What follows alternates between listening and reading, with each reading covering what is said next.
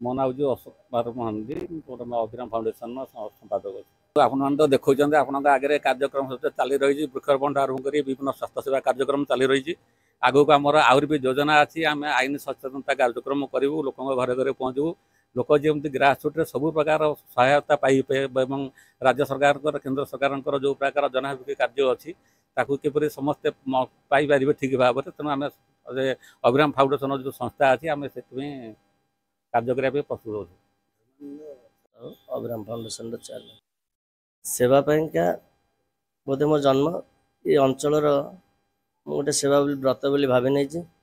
ଆଜିର ସାମାଜିକ କାର୍ଯ୍ୟକ୍ରମକୁ ବ୍ରତ ଭଳି ପାଳିବା ପାଇଁକା ମୁଁ ସଂକଳ୍ପବଦ୍ଧ। କାମ ହିଁ ଗୋଟେ ବ୍ରତ। କାମ କଲେ ଲୋକ ପରିଚୟ ହେବେ। ମୁହଁରେ କଥା କହିଲେ ଲୋକ ଜାଣିବେନି। କାର୍ଯ୍ୟଟା ହେଉଛି ମଣିଷର ପରିଚୟ। ନିଶ୍ଚିନ୍ତ ସେବା ଆଶା କରିବେ, କାରଣ ଆମ ସେବା ପାଇଁକା ଆମର ଜନ୍ମ। ସେବା କରିବାର ଆମର ମୁଖ୍ୟ ଉଦ୍ଦେଶ୍ୟ। ଆମେ ବଞ୍ଚିବା ସହିତ ସେବା ହିଁ କରିବା ନିହାତି ଆବଶ୍ୟକତା। ଅଞ୍ଚଳବାସୀଙ୍କ ପାଇଁକା ଏ ବ୍ରତ ରହିଥିବ। ମୋ ନାଁ ସୁଶାନ୍ତ ପଢ଼ିଆରୀ, ମୋ ଘର ମହାଜନପୁର। କ'ଣ କହିବେ?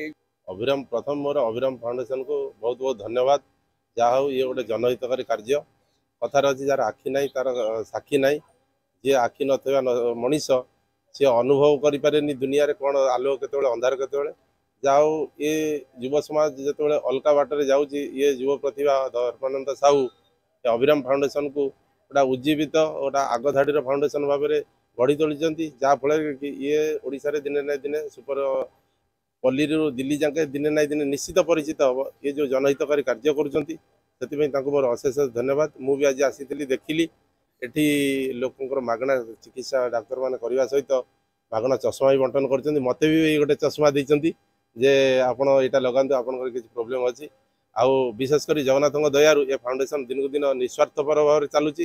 ମୁଁ ଏମାନଙ୍କର 2ଟା 3ଟା କାର୍ଯ୍ୟକ୍ରମ ଦେଖିଲିଣି ସୋସିଆଲ ମିଡ଼ିଆରେ। ମୋତେ ସେଥିପାଇଁ ବହୁତ ବହୁତ ନିଜକୁ ଗର୍ବିତ ଅନୁଭବ କରେ। ମୁଁ ଏ ଅଞ୍ଚଳର ପିଲା, ଆଉ ଏଇ ଅଞ୍ଚଳର ପିଲା ଏଭଳି ଗୋଟେ ଅଗ୍ରଣୀ ଅନୁଷ୍ଠାନକୁ ଉଜ୍ଜୀବିତ କରିଛନ୍ତି।